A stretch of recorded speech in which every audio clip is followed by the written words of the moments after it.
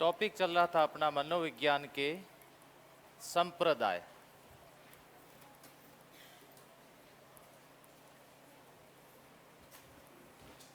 पहला संप्रदाय मनोविज्ञान का जिसको बोलते हैं संरचनावाद, दूसरा संप्रदाय जिसको बोलते हैं प्रकार्यवाद, तीसरा संप्रदाय जिसको बोलते हैं व्यवहारवाद। व्यवहारवाद जो मनोविज्ञान के अंदर है वो कैसा बल है? प्रथम नहीं है बल्कि कौन सा बल? द्वितीय बल है। तो पहला बल कौन सा है? प्रथम बल। प्रथम बल है मनोविश्लेषणवाद। अब बताओ तीसरा बल कौन सा है? हैं? मानवतावाद। कौन सा? तीसरा यदि बल पूछ ले कि मनोविज्ञान के अंदर तीसरा बल कौन सा है तो उत्तर आएगा मानवतावाद। मानवतावाद ये कब का है? 1954 ईस्वी का है। व्यवहारवाद कब का है? 1913 ईस्वी का है। मनोविश्लेषणवाद कब से है? 1900 ईस्वी है ना, 1900 ईस्वी। प्रकार्यवाद है 1895 ईस्वी और संरचनावाद है 1800। एक आपको पता है एक और है जिसका नाम है गेस्टोल्टवाद।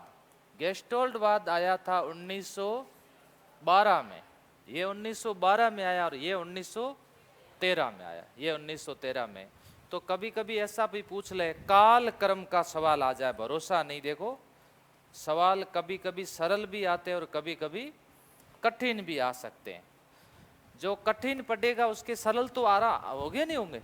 पहले कठिन पढ़ के जाओ ना, सरल वाले में दिक्कतें नहीं आए। तो हेडिंग डालो सभी मनोविश्लेषणवाद।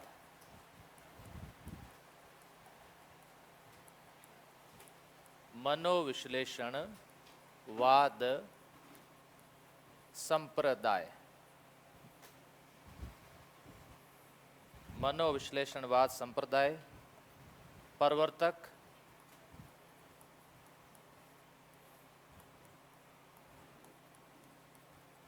Sigmund Freud. कहाँ के हैं? ऑस्ट्रिया। ऑस्ट्रिया। सिगमंड फ्रायड प्रवर्तक।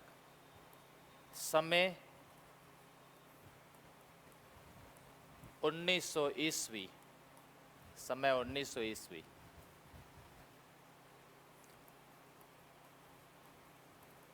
समर्थक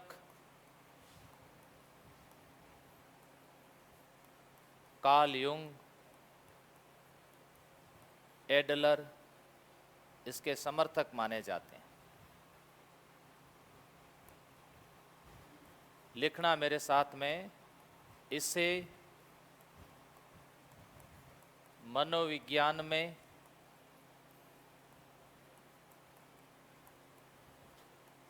प्रथम बल या आंदोलन कहते हैं।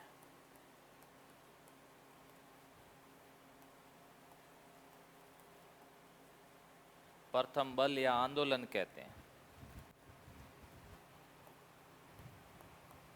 एकमात्र संप्रदाय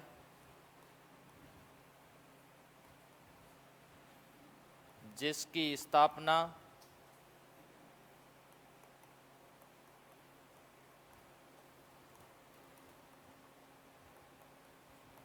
नैदानिक परिसर, दूसरे नाम से अगर कहूं तो चिकित्सा शास्त्र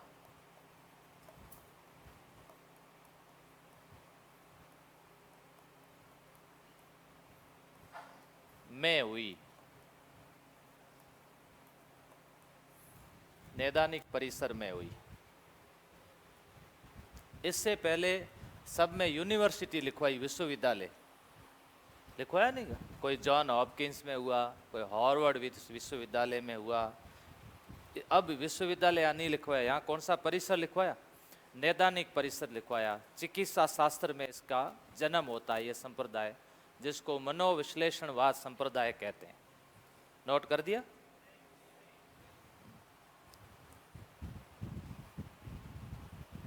लिख दो। जिसकी स्थापना नैदानिक परिसर चिकित्सा शास्त्र में हुई। प्रथम बल आंदोलन, ये तो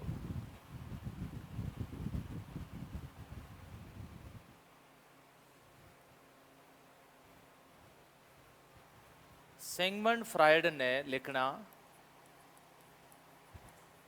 सिगमंड फ्रायड ने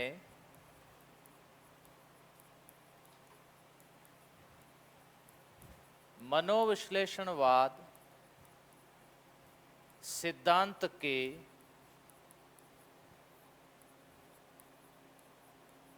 3 भाग बताए।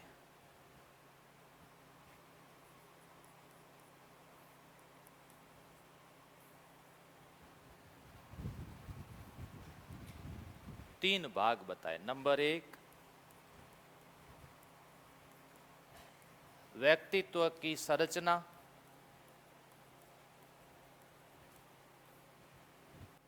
नंबर 2,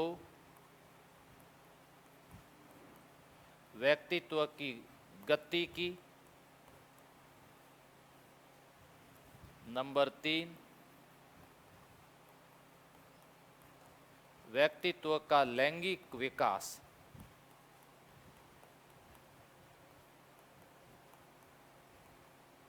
ये इसके 3 भाग बताए। व्यक्तित्व की संरचना, व्यक्तित्व की गति की, और फिर इसका लैंगिक विकास। कितनी अवस्थाएं बताई लैंगिक विकास में? बताओ। 5 बताई। 5 सिगमंड फ्रायड का। वैसे सिगमंड फ्रायड का जो सिद्धांत है ना, ये कौन से टॉपिक का है? संप्रदाय अज्ञात, इसलिए अपन लोग पढ़ रहे हैं। ये टॉपिक है व्यक्तित्व का, ये पर्सनैलिटी का पूरा सिद्धांत है। हाँ, अपने साथ अभी चल रहा है तो अपन इसको साथ में पढ़ रहे हैं। अब इन्होंने व्यक्तित्व की संरचना, ये ना, इसको समझना। पहला जो पार्ट बताया इसमें इन्होंने कहा कि व्यक्तित्व की संरचना में इन्होंने 2 प्रकार कर दिए। एक आकारात्मक संरचना और दूसरी इन्होंने बताई गत्यात्मक संरचना। 2 प्रकार की संरचना। आकारात्मक संरचना जो है ना, इसमें इन्होंने 3 प्रकार बताए। 3 प्रकार। चेतन मन, दूसरा अर्धचेतन मन, और तीसरा अचेतन मन। ये 3 प्रकार बताए। चेतन मन कितना है? 1/10, और ये है 9/10। मैंने एक डीपीएस में बताया था कौन सा मन जन्मजात है। ये कैसा है? जन्मजात मन है। यहाँ तो इस अब बात आती है गत्यात्मक के अंदर। तो इन्होंने गत्यात्मक के अंदर कैसे प्रकार बताए? गत्यात्मक का ये प्रकार बताया, इड, ईगो और सुपर ईगो। ये 3 प्रकार बताए।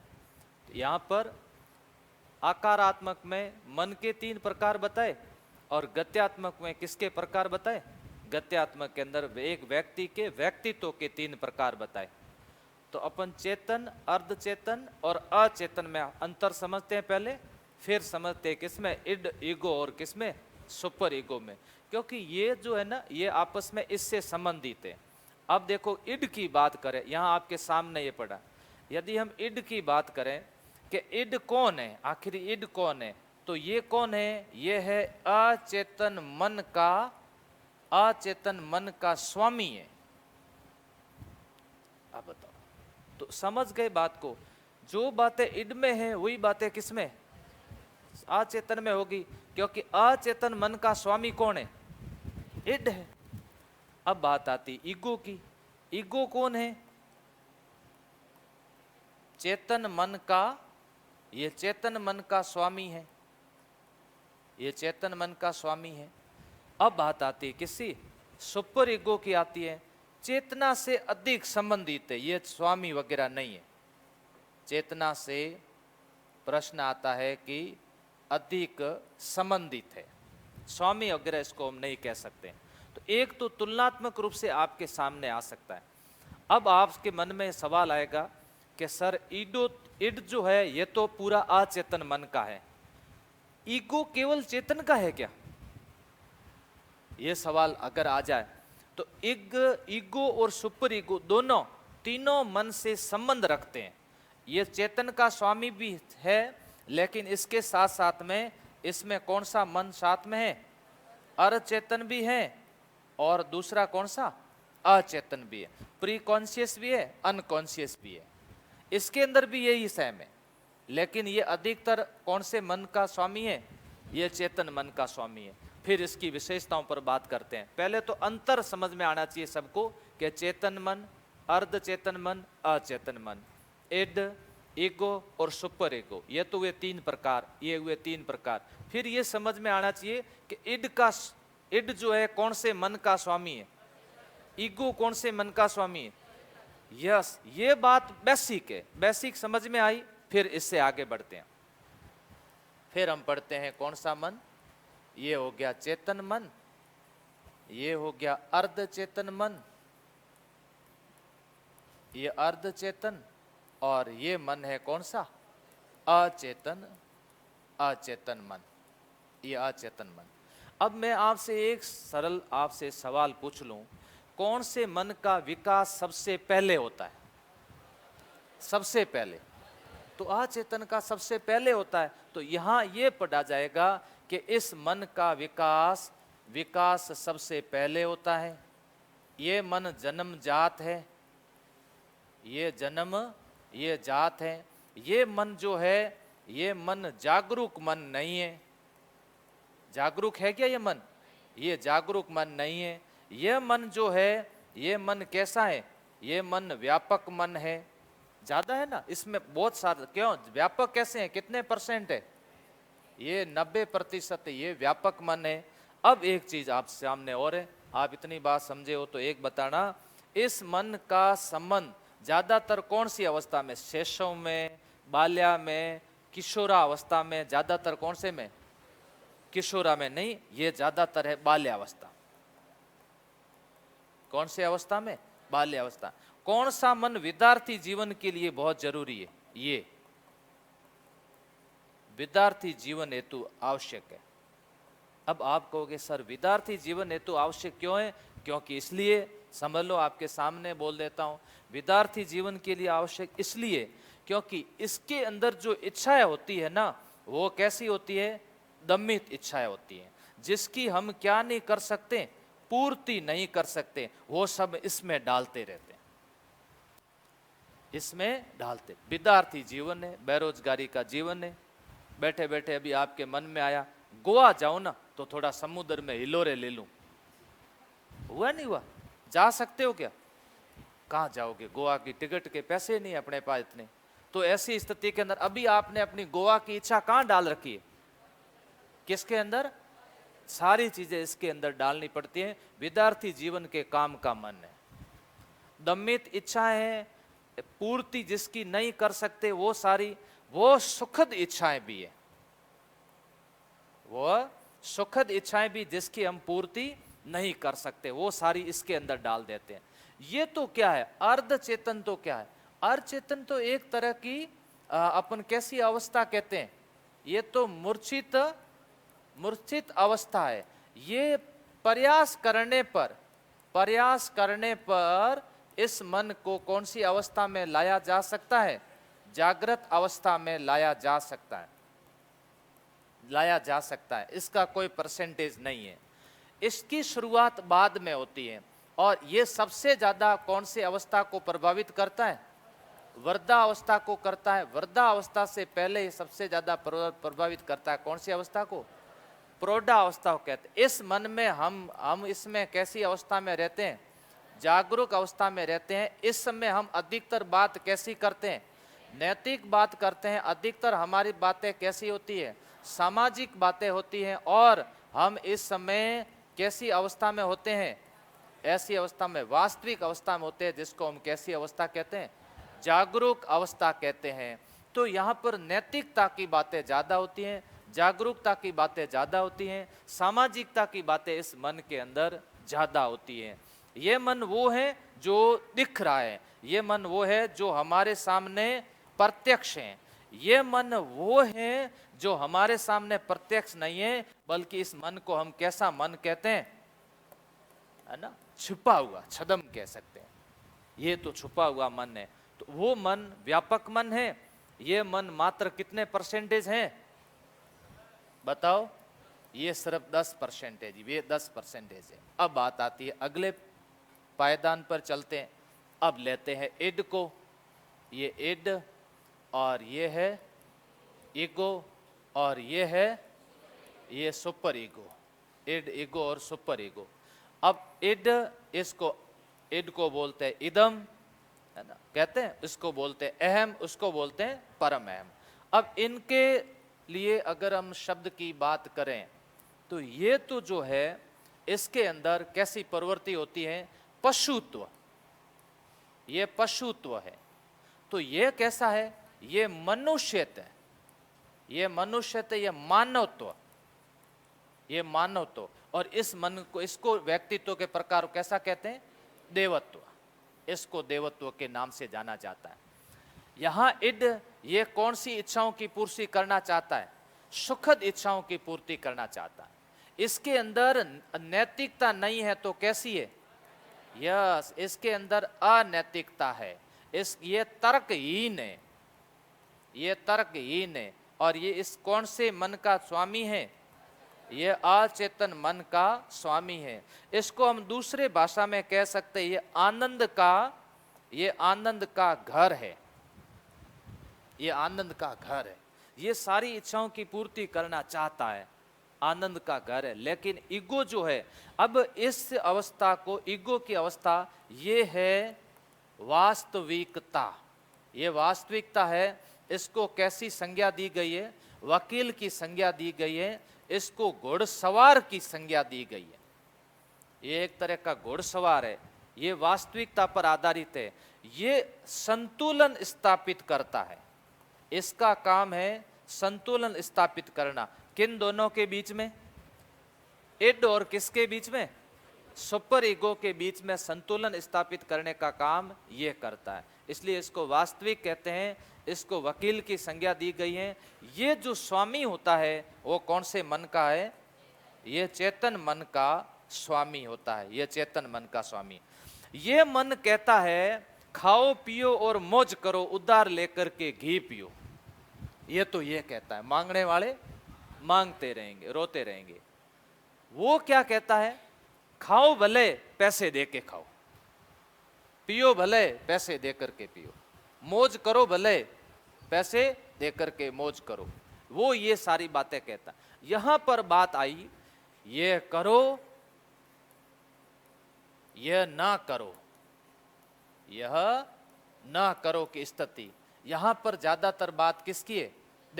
देवत्व। मतलब इसमें नैतिकता का पाठ ज्यादा है। और ये हर किसी के अंदर होता नहीं है। हालांकि ये अधिकतर संबंध है किससे? अधिकतर ये भी चेतन मन से संबंधित है। और ये आदर्शवादी ज्यादा है, ये आदर्शवादी ज्यादा बातें कर रहा है। ऐसी स्थिति के अंदर ये भी व्यक्तित्व के अंदर असंतुलन की स्थिति है। ये भी असंतुलन है और ये भी असंतुलन है। तो फिर संतुलन कौन सा है? ये। यदि किसी व्यक्ति में, सवाल देखना, यदि किसी व्यक्ति में सुपर ईगो की अधिकता होने पर वो व्यक्ति होता है संतुलित, असंतुलित, असंतुलित।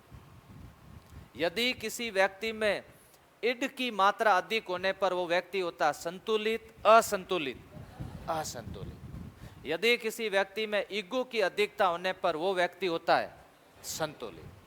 क्योंकि वो कैसे जीवन जीता है? वास्तविक। अब उदाहरण से समझाते हैं। एक बच्चा मिठाई की दुकान से आगे से जा रहा है। मिठाई से निकलने वाली गंध, खुशबू उसको खाने के लिए प्रेरित करती है। उसका इड कहता है कि तू मिठाई खा, मेरी इच्छाओं की, सुखद इच्छाओं की क्या कर, पूर्ति कर। ईगो कहता है मिठाई खाना भले, लेकिन 250 रुपए किलो है, तेरे पास पैसे है क्या? तब ईगो, इड कहेगा पैसे नहीं है तो क्या हुआ, चोरी कर। कहेगा नहीं कहेगा? इनकी आपस में लड़ाई चलती है कि पैसे नहीं है तो चोरी कर। इतने में सुपर ईगो बोलेगा चोरी करना पाप है, ये नैतिकता नहीं है। इड कहेगा अरे मोटी मोटी बातों अपने नैतिकता नहीं करनी, तो अभी पेट की पूर्ति कर, फटाफट कर, अभी ज्यादा आदर्शवादी बातें नहीं करनी, तू झपटा मार। ईगो फिर कहेगा देख, ये सुपर ईगो आदर्शवादी बातें कर रहा है और तू चोरी की बातें कर रहा। मैं तो आपको सीधा कह रहा हूं 250 रुपये किलो है, बाकी सब बातें छोड़ो।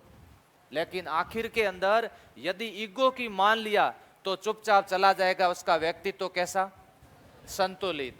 यदि उसने खुद की बातें मान ली तो व्यक्तित्व में असंतुलन स्थिति हो जाएगी, वो चोरी कर लेगा और चोरी करने के बाद में पुलिस उसको पकड़ेगी, फिर वो कहेगा अरे मेरे से गलती हो गई, ये मुझे नहीं करना था। तो उस समय तेरे को करवाया किसने, उस समय मेरे पर सवार हो गया ये हावी हो गया।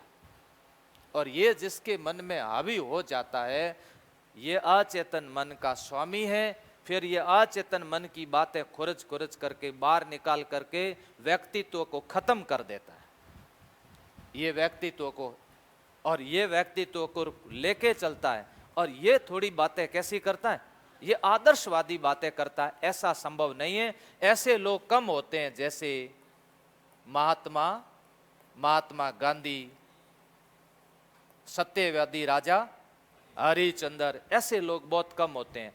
तो सुपर ईगो, इड ईगो और सुपर ईगो का ये आपको चार्ट समझा दिया। इधर अपने चार्ट समझा किसका, चेतन मन का, अर्ध चेतन मन का, और कौन से मन का, अचेतन मन का। इसी प्रकार वापस चलते हैं जहां से मैंने शुरुआत की थी। व्यक्तित्व की संरचना बता दी मैंने आपको।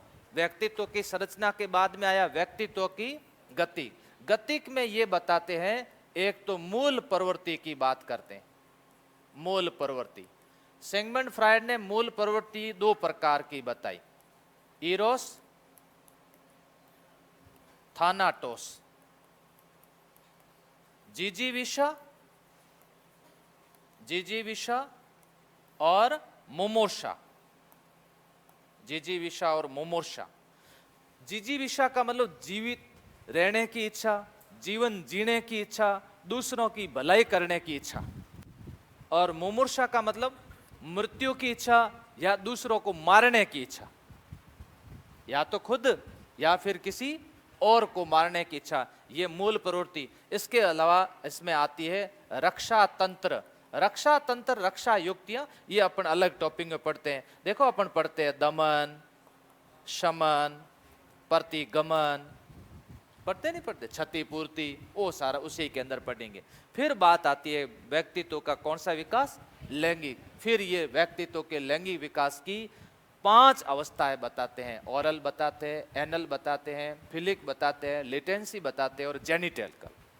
5 प्रकार की ये अवस्थाएं बताते हैं, जो कि एक लैंगिक विकास, जो अपन बाल विकास का टॉपिक आएगा उसके अंदर अपन इसको ज्यादा पढ़ेंगे। तो लीजिए ये तो नोट कर देते हैं, अभी अपन नोट करना।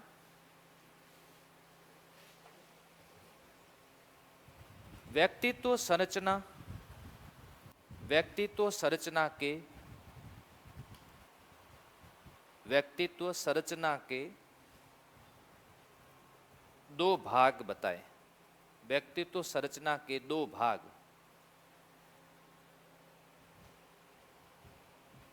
संरचना के 2 भाग। नंबर 1 आकारात्मक।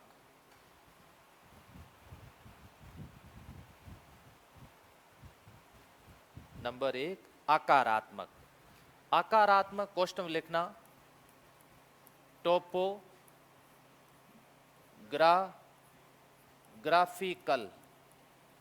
टोपोग्राफिकल, टोपोग्राफिकल, आकारात्मक। साइकोलॉजी में अपन थोड़ा सा मैं इंग्लिश वर्ड यूज करूंगा, उससे क्या आपको वहाँ पेपर में फायदा होगा, नहीं तो यहाँ आकारात्मक में कंफ्यूज हो जाओगे। तो इंग्लिश वर्ड में साथ साथ में यूज करता रहूंगा, वो आपके लिए बहुत बेनिफिट रहेगा। आकारात्मक लिखना, दूसरा लिखो गत्यात्मक, डायनामिक।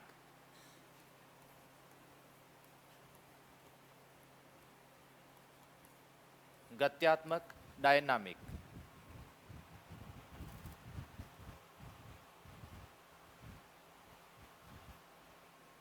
अब वापस हेडिंग डालो, नंबर 1 वापस हेडिंग डालो, आकारात्मक।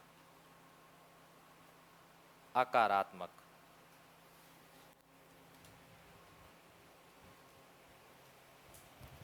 सिगमंड फ्रायड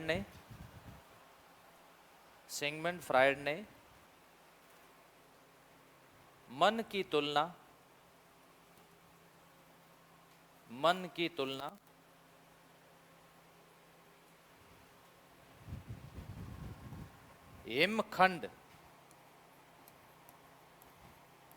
हिमखंड या फिर बर्फ के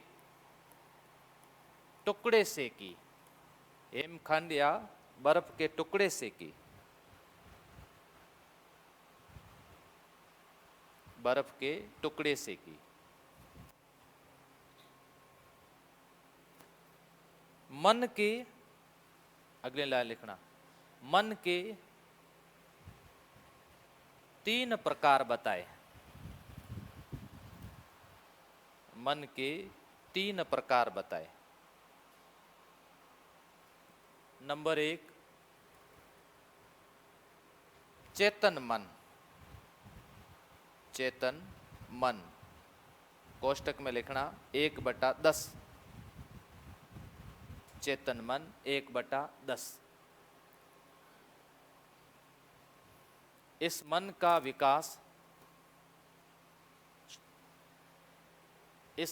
विकास प्रौढ़ावस्था,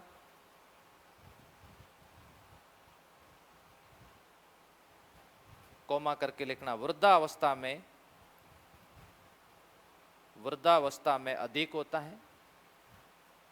प्रौढ़ावस्था वृद्धावस्था में अधिक होता है।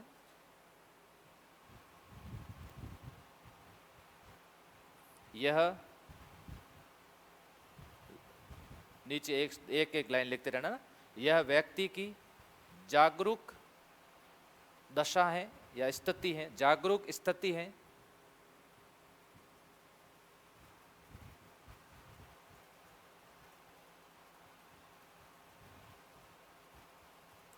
यह नैतिक, सामाजिक,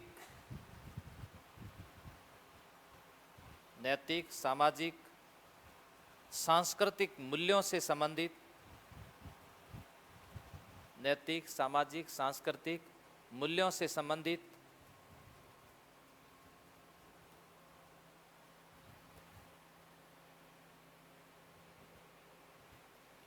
अगली लाइन, वास्तविकता पर आधारित,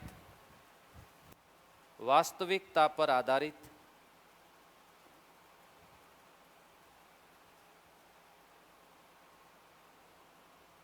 वास्तविकता पर आधारित, प्रत्यक्ष मन,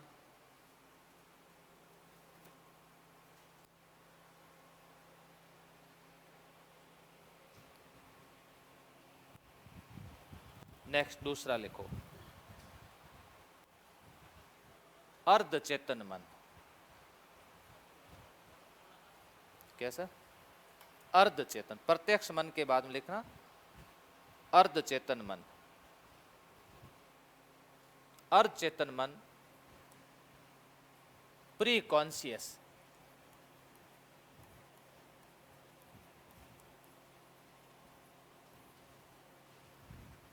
प्री कॉन्शियस।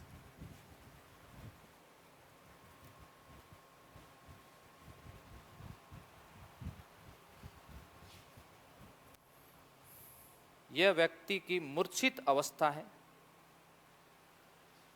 यह व्यक्ति की मूर्छित अवस्था है।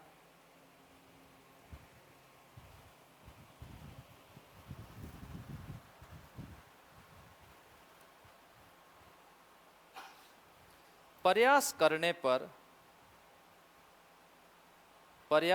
पर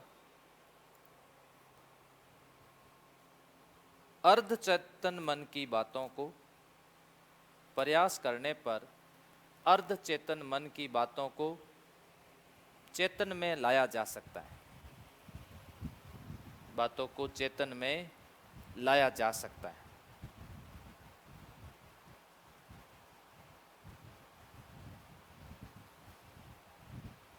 प्रयास करने पर अचेतन मन की बातों को चेतन में लाया जा सकता है।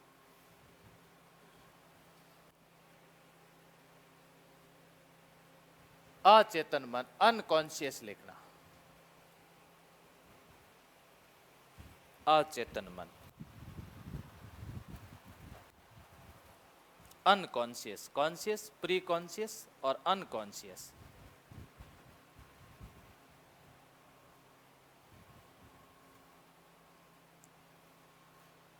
90% या 9/10 भाग।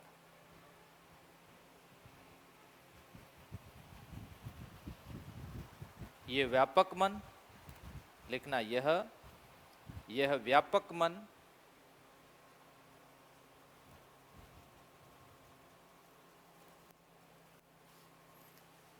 विकास जन्म से प्रारंभ होता है,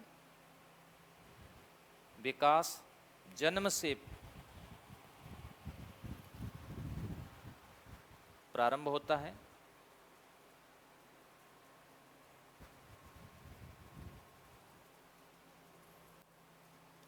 इसमें सुखद इच्छाएं,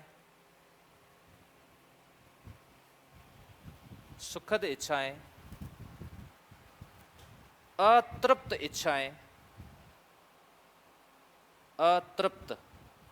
इच्छाएं, दमित इच्छाएं, सुखद, अतृप्त और दमित इच्छाएं शामिल होती हैं।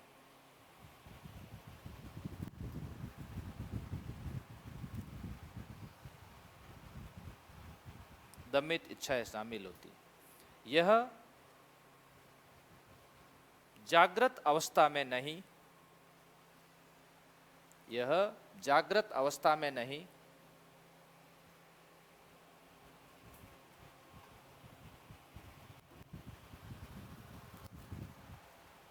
बाल्य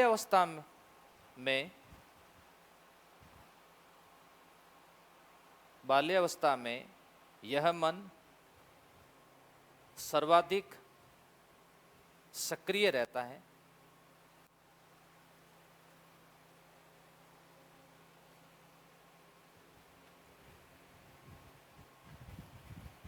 विद्यार्थी जीवन से संबंधित मन है,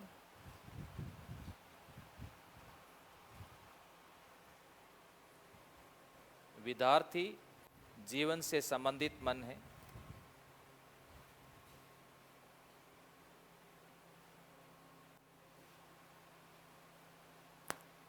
अप्रत्यक्ष या छद्म मन भी कहते हैं।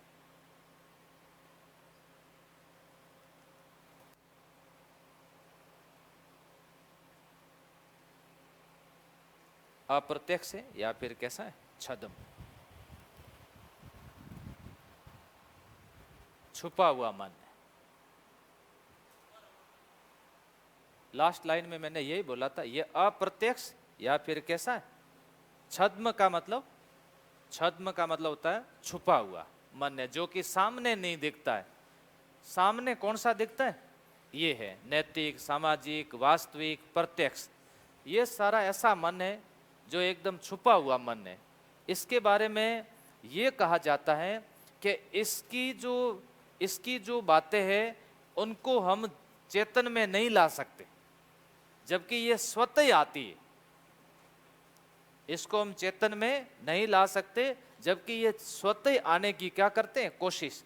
तो मैं कई बार कहता हूं कि ये ऐसा डिब्बा है, इसको पढ़ाते समय हर बार ये कहता हूं कि ये ऐसा डिब्बा है, इसके अंदर वस्तुएं तो हम हमारी मर्जी से डालते हैं, लेकिन मर्जी से निकाल नहीं सकते। ये निकलेगी कैसे, अपनी मर्जी से। ये अपनी मर्जी से निकलेगी। लेकिन इसके ऊपर प्रतिबंध कौन लगाता है, इसके ऊपर रोक कौन लगाता है? इसके ऊपर जैसे वस्तु बाहर निकलने की कोशिश करे फिर रोकते हैं, और कभी कभी अगर हमारी रोक कमजोर पड़ जाए तो ये बाहर आ जाती है, तो ये विस्फोट कर देती है, और विस्फोट करते व्यक्ति का व्यक्तित्व तो क्या कर देती है, समाप्त कर देती है। ये व्यक्तित्व तो उसका समाप्त। तो इस मन पर रोक लगाने का कार्य कौन सा मन करता है? चेतन मन करता है। इसके ऊपर चेतन मन प्रतिबंध रखता है। कभी कभी चेतन ने बेचारा कमजोर पड़ जाता है, और चेतन कमजोर पड़ जाए तो अचेतन मन उसका हावी हो जाता है। और अचेतन मन कैसी इच्छाओं से संबंधित है? सुखद इच्छाओं से संबंधित। आजकल आप न्यूज़पेपर में, अखबारों में पढ़ रहे होंगे, अब आप लोग समझदार हो, बच्चे नहीं हो। हम कई बार ऐसी घटनाएं पढ़ते हैं और हम सोचते हैं कि ये मानव ने की होगी, ये कोई इंसान ने की है क्या? नहीं, ये किसने की है? ये घटना पशुओं की है। तो इसमें है क्या? ये पूरा पूरा पशु प्रवृत्ति तो है। पशु प्रवृत्ति क्यों है? क्योंकि इसलिए है, आप देख लो, इसका अचेतन मन का स्वामी कौन है? इड है। इड के सबसे नीचे क्या लिखा हुआ? पशु तो लिखा हुआ है। पशुओं को क्या पता है क्या करना है? इसीलिए इस मन की लिखो, अचेतन में लिखना, इस मन पर नियंत्रण रखने का कार्य, इस मन पर नियंत्रण रखने का कार्य चेतन मन करता है।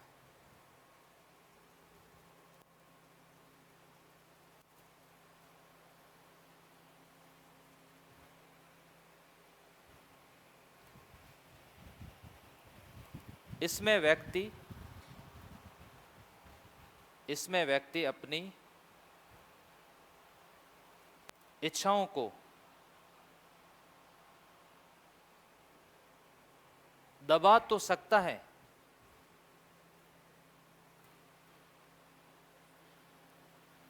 दबा तो सकता है, परंतु चेतन अवस्था में नहीं ला सकता। चेतन अवस्था में नहीं ला सकता, नहीं ला सकता। अब आप कहोगे सर क्यों नहीं ला सकता? जब उसकी खुद की इच्छा है और उसने उसी को दबा रखी है, वो क्यों नहीं ला सकता? इसको व्यक्तित्व में और बातचीत करेंगे, बड़ा कॉन्सेप्ट है ये। फिर जो व्यक्ति अपनी इच्छा को दबा सकता है वो ला नहीं सकता? बताओ, आप बताओ। नहीं ला सकता चेतन में। कौन बताएगा? हाथ खड़े करके बताओ। हाँ, है? क्या होता है? सपनों में प्रकट होती है, बात भी सही है। नहीं, चेतन में क्यों नहीं ला सकते?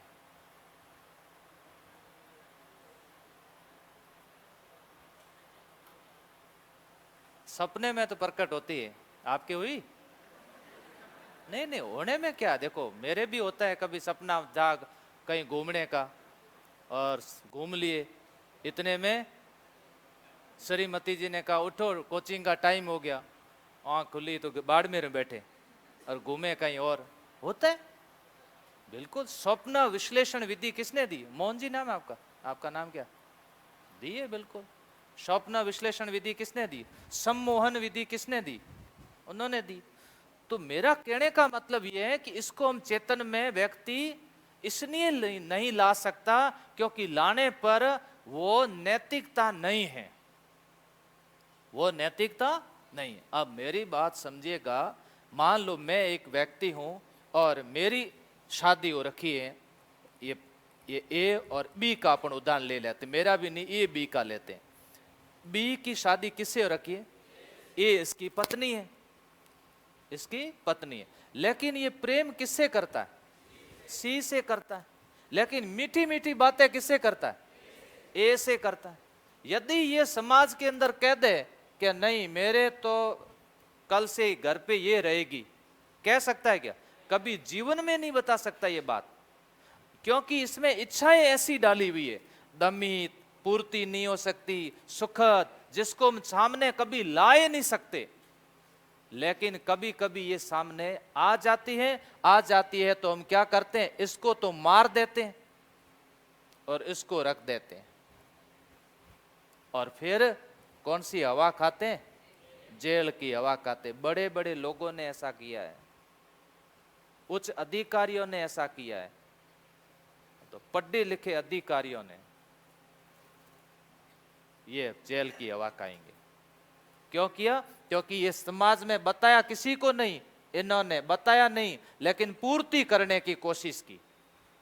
समाज में बता नहीं सकते, क्योंकि हम बताएंगे तो नैतिक के आगे क्या लग जाएगा, यस, इसलिए नहीं कर सकते, इसलिए इसकी इच्छाओं को बाहर दिखा नहीं सकते।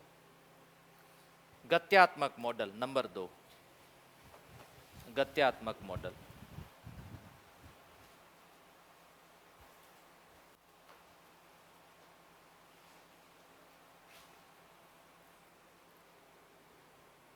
फ्राइड ने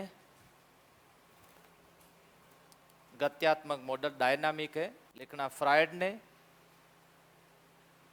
व्यक्तित्व के 3 प्रकार बताए। 3 प्रकार बताए। नंबर 1, इड, इदम, इदम ऑब्लिक करके लिखना घोड़ा, ये इसको घोड़े की संज्ञा दी गई, ईगो को घुड़सवार की संज्ञा दी गई। इड, इदम या फिर इसको घोड़ा कहते हैं। सबसे पहले लाइन ये लिखना,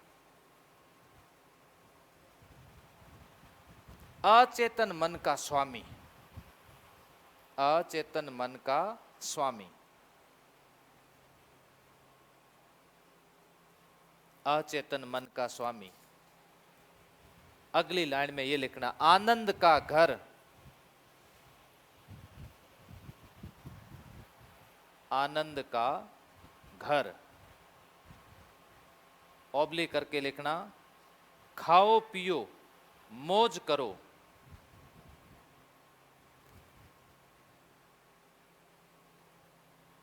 खाओ पियो मौज करो।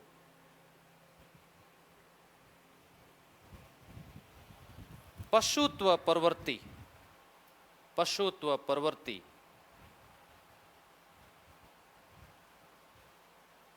पशुत्व प्रवृत्ति। अगला लिखना, अनैतिकता, अनैतिकता, असामाजिकता, कॉमा करके लिखना, अनैतिकता, असामाजिकता।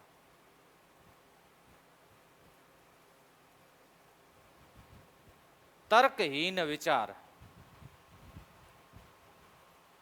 तर्कहीन विचार, तर्कहीन विचार।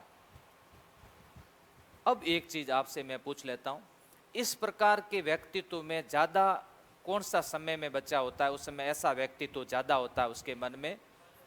कौन सी अवस्था? ये थोड़ा सा पहले की। कौन सी अवस्था से पहले की? बाल्य अवस्था जो है ना, शर्म एवं गर्व की अवस्था है। थोड़ी सी बाल्य अवस्था से कैसी अवस्था पहले की?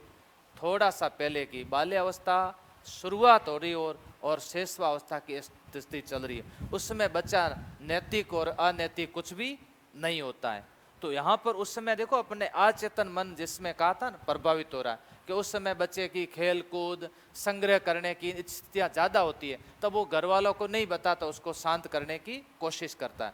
पूर्व बाल्य अवस्था, कैसी अवस्था कह सकते हैं? पूर्व बाल्य अवस्था, इसमें अपन लोग व्यक्तित्व में ज़्यादा प्रभावित होता है। अब लिखना कौन सा? ईगो। ईगो, ईगो का मतलब अहम, घोड़सवार।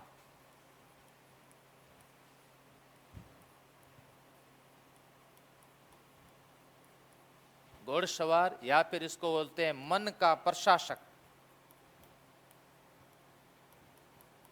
मन का प्रशासक।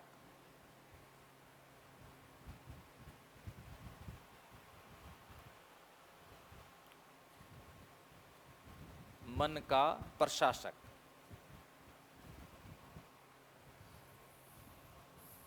लिखना, इसे वकील की संज्ञा दी गई।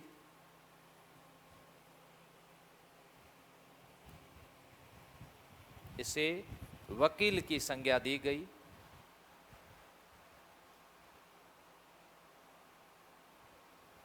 ये वास्तविकता पर आधारित है। ये वास्तविकता पर आधारित है।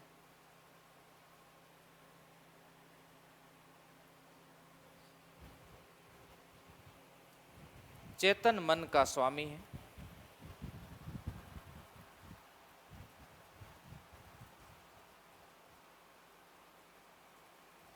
चेतन मन का स्वामी। यह न तो पूर्ण सुखवादी, यह न तो पूर्ण सुखवादी, न पूर्ण आदर्शवादी, न पूर्ण आदर्शवादी।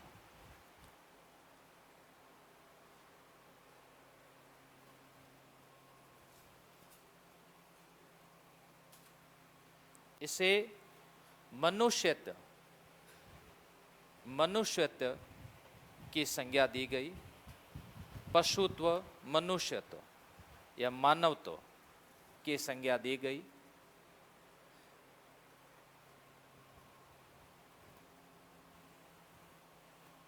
ईगो द्वारा, फिर लिखना, ईगो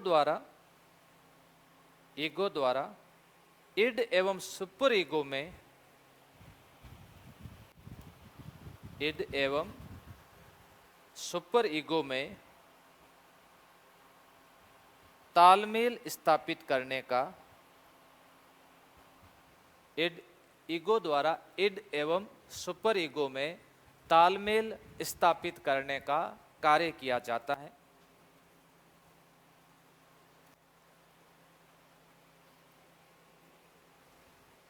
कार्य किया जाता है। ईगो की अधिकता, लिखना, ईगो की अधिकता से व्यक्ति का जीवन संतुलित होता है। अधिकता से व्यक्ति का जीवन संतुलित होता है।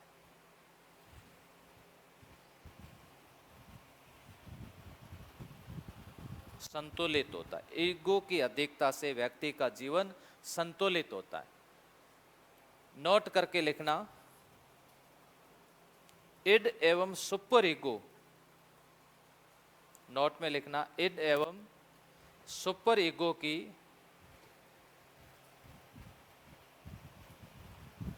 इड एवं सुपर ईगो की अधिकता से व्यक्ति का जीवन असंतुलित होता है।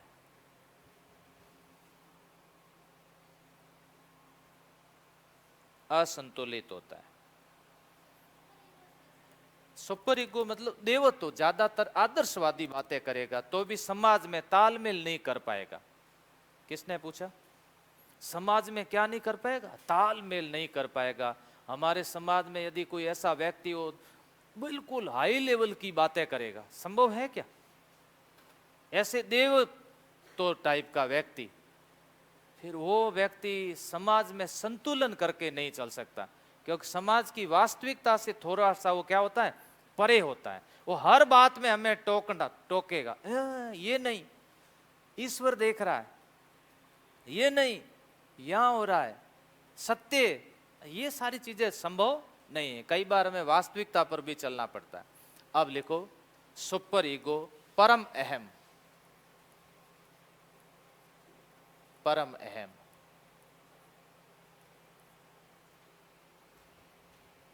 परम अहम। इसे देवत्व,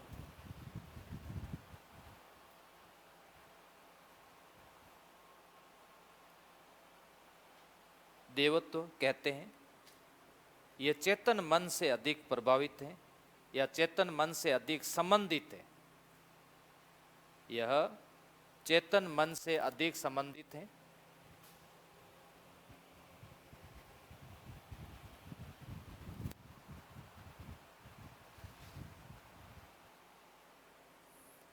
यह लिखना नैतिकता, सत्य,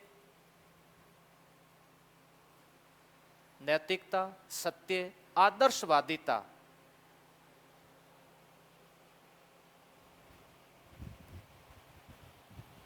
के गुणों पर आधारित, के गुणों पर आधारित,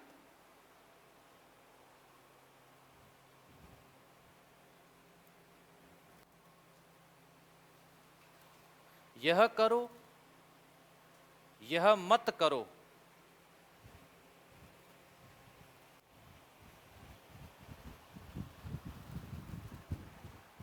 यह करो, यह मत करो, परम अहम, यह करो, यह मत करो, परम अहम का वाक्य है, परम अहम का वाक्य है।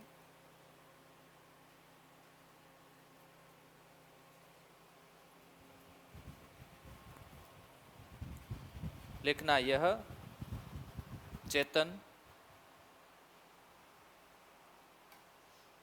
अर्धचेतन, अचेतन मन से संबंधित, अचेतन मन से संबंधित, परंतु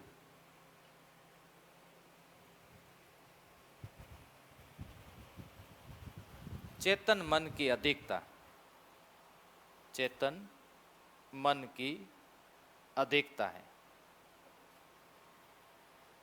संबंधित परंतु चेतन मन की इसमें अधिकता है।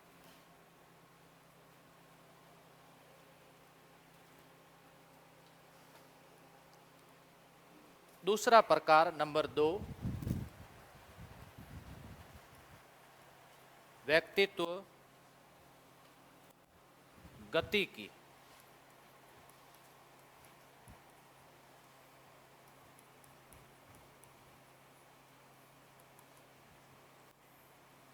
फ्रायड ने मूल प्रवृत्ति के 2 प्रकार बताए।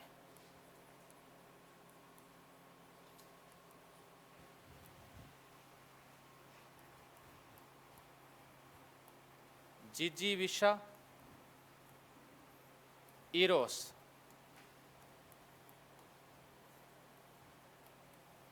जीवन जीने की इच्छा,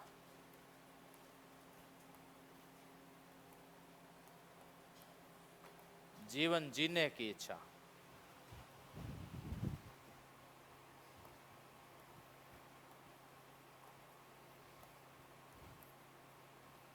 मुमूर्षा,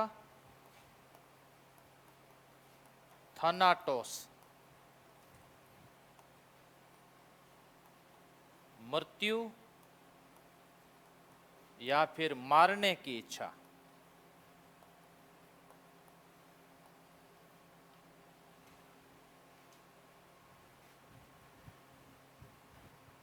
मृत्यु या फिर मारने की इच्छा।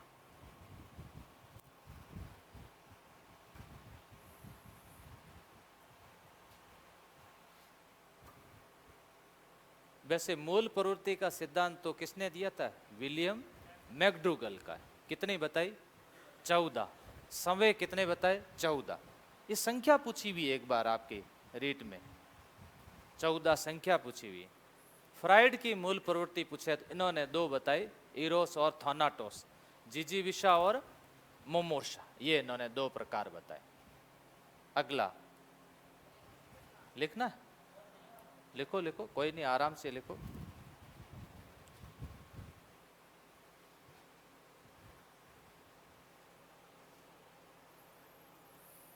आराम से लिखो, आराम से समझो, समझ में नहीं आया तो आराम से पूछो। वैसे अभी तो परिचय चल रहा है, अभी कोई ऐसा टॉपिक नहीं चल रहा है, सामान्य सामान्य बातें बता रहा हूँ। अब वैसे अब संप्रदाय वाला मामला लगभग पूरा होने को है, फिर अपन थोड़ा एजुकेशन साइकोलॉजी पर डिस्कस करेंगे, 1-2 क्लास है उसकी लूँगा, कुछ मेथड की क्लासें लूँगा, फिर चलते हैं अपन बाल विकास की ओर। तब तक सामान्य की बातें एक बार क्या हो जाएगी? पूरी। ये सामान्य सामान्य बातें, और ये थोड़ी बोरिंग भी है क्योंकि इसमें इंटरेस्टिंग जुड़ा हुआ टॉपिक नहीं है, कंटिन्यूटी नहीं है, तुरंत चेंज हो जाता है। जैसे एक बात बताई दूसरी बात अलग बतानी पड़ती या परिभाषा बोलनी पड़ती, ये शुरुआत की बातें। अब तीसरा लिखो, व्यक्तित्व का लैंगिक विकास।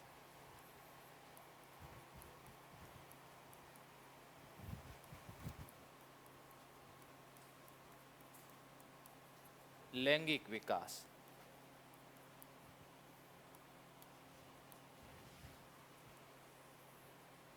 फ्रायड ने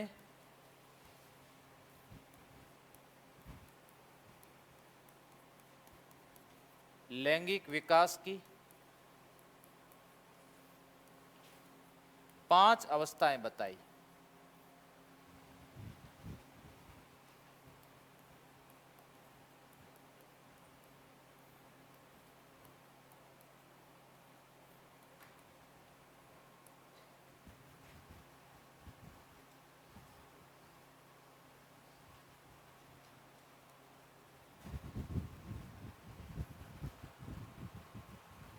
फ्रायड ने लैंगिक विकास की कितनी अवस्थाएं बताई? 5। लिखो, नंबर 1, मुख्य अवस्था।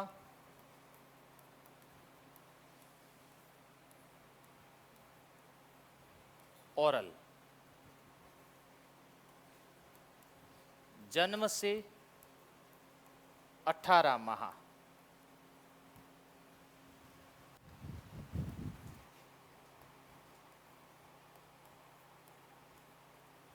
गुदीय अवस्था।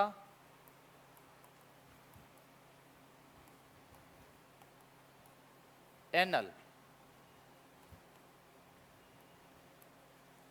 18 माह से 3 वर्ष।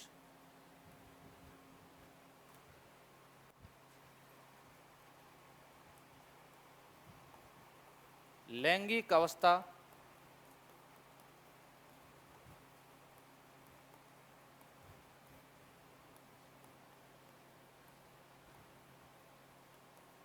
फैलिक अवस्था इसे कहते हैं। 3 से 6 वर्ष।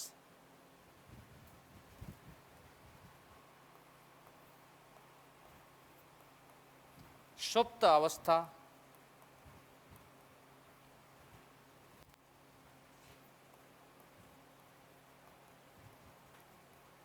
लेटेंसी बोलते हैं इसको। 6 से 12 वर्ष।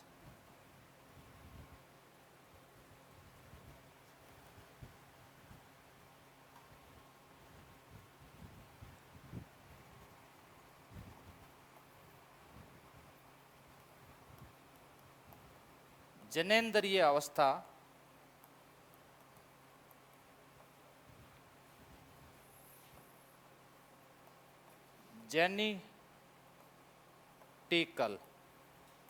जेनेटिकल। 12 वर्ष से ऊपर। 12 वर्ष से ऊपर।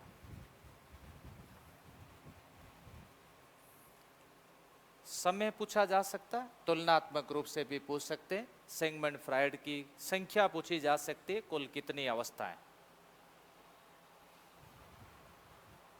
और ये बाल विकास का टॉपिक है। इससे पहले वाला था वो व्यक्तित्व का टॉपिक है, जिसके बारे में हमें वापस डिस्कस करना पड़ेगा।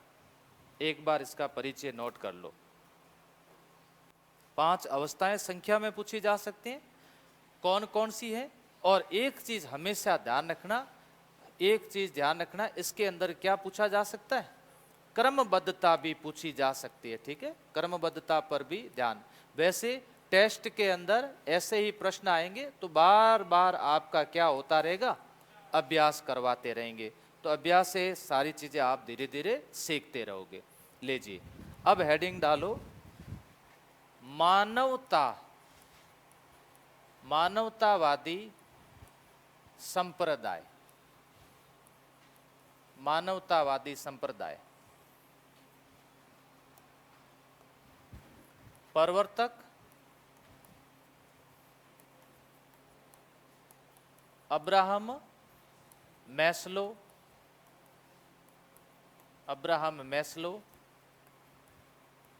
समय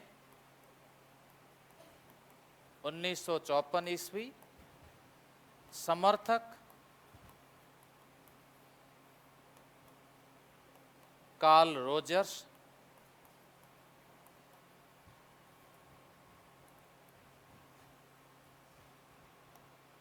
इससे मनोविज्ञान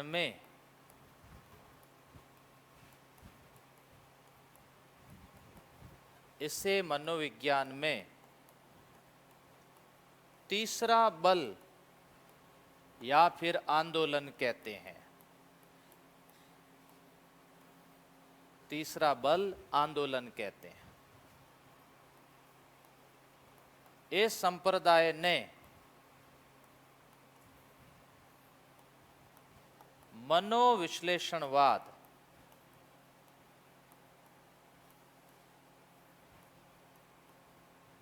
का विरोध किया।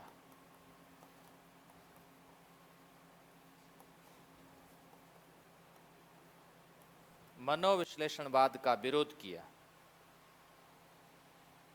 इसे मनोविज्ञान में तीसरा बल या आंदोलन कहते हैं और इसने मनोविश्लेषणवाद का विरोध किया।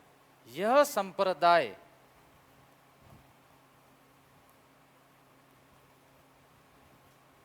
सत्यम शिवम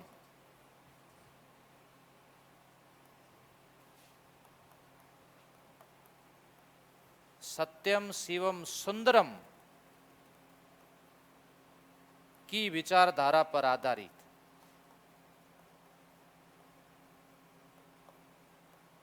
सत्यम शिवम सुंदरम की विचारधारा पर आधारित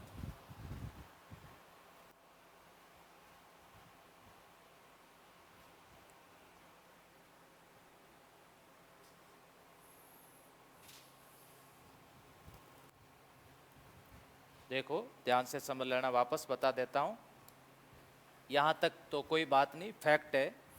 मनोविज्ञान में कौन सा बल हो गया, ये भी आपको याद हो गया। ये किसका विरोध कर रहा है? ये इसलिए विरोध कर रहा है कि इसमें ये बातें नहीं, सत्यम सुंदर शिवम सुंदरम। मनोविश्लेषणवाद में आपको पता है सिगमंड फ्रायड इस पे ज्यादा बल देता है। लिबिडो, लिबिडो क्या है, कैसी प्रवृत्ति है? यह काम प्रवृत्ति, इस पे ज्यादा बल देता है। ये कह रहे हैं कि व्यक्ति केवल इसके लिए जीवन नहीं जीता है। व्यक्ति कोई भी कार्य करता है वो लिबिडो के लिए नहीं करता है। तो फिर मैस्लो आप बताओ किसके लिए करता है? वो अपनी कौन सी आवश्यकता पूर्ति के लिए करता है, वो अपनी मांग पूर्ति के लिए करता है। करता है, केवल लिबिडो ही नहीं है सब कुछ। आप तो सारा लिबिडो बता रहे हो। इसलिए जीवन तो है सत्यम शिवम सुंदरम, जीवन तो ये है। इसीलिए इसी मैस्लो ने पदानुक्रम भी कह सकते हैं, ध्यान रखना, पदानुक्रम या फिर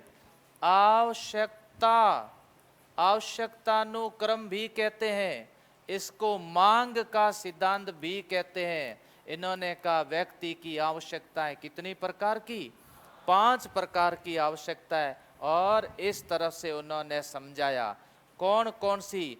पहली सा, फिर सु, फिर मां, फिर आ और फिर आ।